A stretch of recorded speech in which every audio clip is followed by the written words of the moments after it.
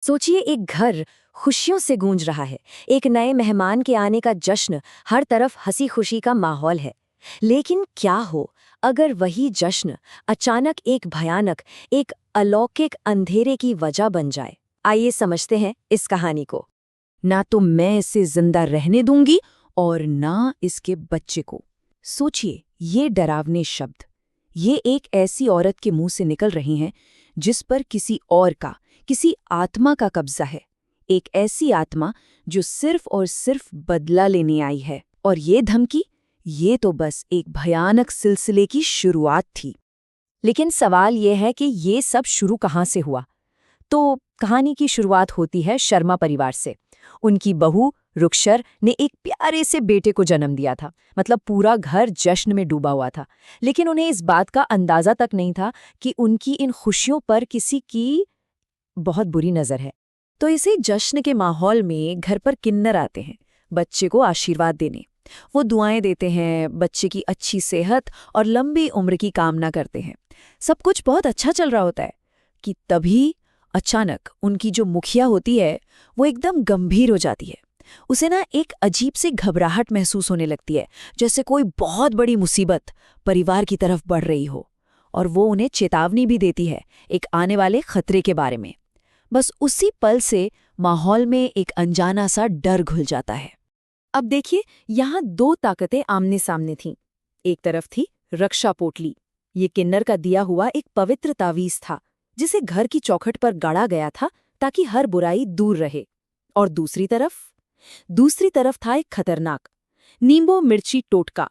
नींबू, मिर्च और खून से किया गया एक काला जादू, एक तामसिक आत्मा को बुलाने के लिए। मतलब एक ताकत थी बचाने के लिए और दूसरी तबाह करने के लिए। और फिर श्राप का शिकंजा कसना शुरू होता है। परिवार की सुरक्षा टूट जाती है और असली आतंक शुरू होता है। उसी रात घने अंधेरे के साए में कोई चुपके से आता है और परिवार के उस सुरक्षा कवच को हटा देता है। हाँ, वो ही रक्षा पोटली जो उनकी ढाल थी, उसे जमीन से निकालकर उसकी जगह एक भयानक श्राप को दफन कर दिया जाता है। और इस श्राप का असर इतनी तेजी से हुआ कि कोई सोच भी नहीं सकता। देखिए, पहली रात एक काले लिबास में एक औरत आती है। वो रक्षा पोटली निकालकर खून से सना नींबू मिर्ची का टोटका रख देती है। और अगली ही सुबह उस छोटे से बच्चे का शरीर बिना किसी वजह के नीला पड़ जाता है।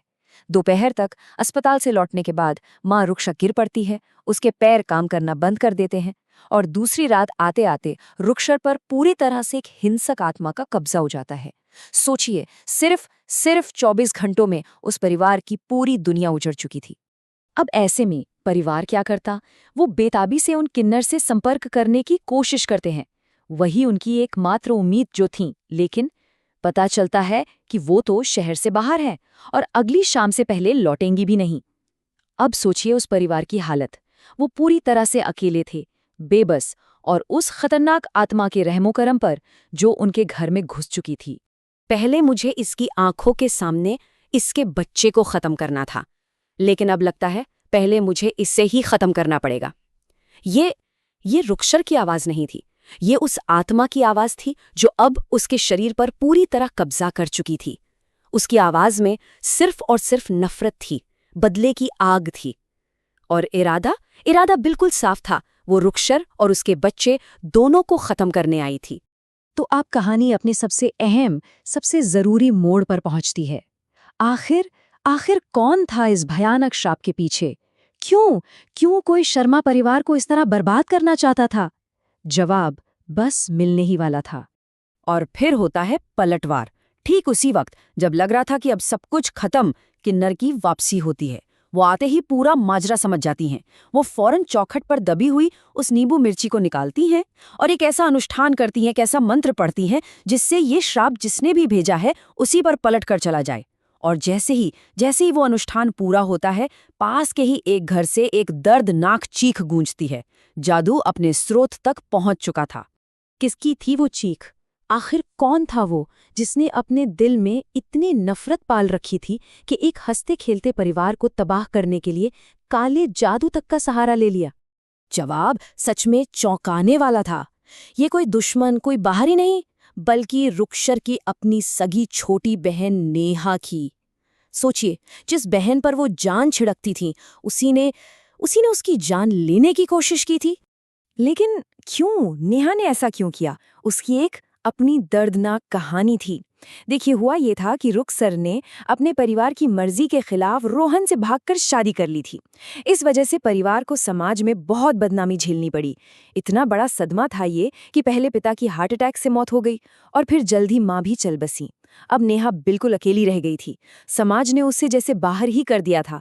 कोई उससे शादी को तैयार नहीं था और उसने अपनी इस पूरी बर्बादी का जिम्मेदार अपनी बहन रुखसर को मान लिया। बस वहीं से उसके मन में बदले की आग जलने लगी। अब जब नफरत की ये दर्दनाक वजह सामने आई तो कहानी ने एक बिल्कुल नया मोड़ ले लिया। अब ये कहानी डर और बदले की नहीं रही, बल्कि सुलह और माफी की बनने जा रही थी। जब रुखसर को ये सच्चाई पता चली तो उसका दिल पिघल गया। ये जानकर कि उसकी बहन ने कितने दर्द और अकेलेपन में ये सब किया, उसका सारा गुस्सा खत्म हो गया और उसने बदला लेने के बजाय किन्नर को नेहा की मदद करने के लिए भेजा, अपनी ही बहन को उस आत्मा से बचाने के लिए जिसे नेहा ने खुद बुलाया था। तो फिर सुलह होती है। किन्नर उस आत्मा को काबू में कर लेती हैं।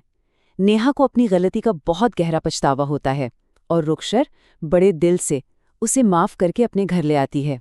रुखसर और रोहन मिलकर नेहा की एक नई जिंदगी शुरू करने में मदद करते हैं, उसकी शादी करवाते हैं और वो बिखरा हुआ परिवार एक बार फिर से पूरा हो जाता है। ये कहानी हमें एक बहुत जरूरी सवाल पर लाकर छोड़ देती है। जब किसी के साथ बहुत बुरा होता है तो बदला लेना चाहिए या माफ कर देना चाहिए? देखिए, नेहा ने बदले का रास्ता चुना और वो लगभग अपना सब कुछ खो बैठी थी। वहीं रुखसर ने माफी का रास्ता चुना और उसने अपना खोया हुआ परिवार वापस पा लिया। तो सोचने वाली बात है कि कौन सा रास्ता चुनना सही है।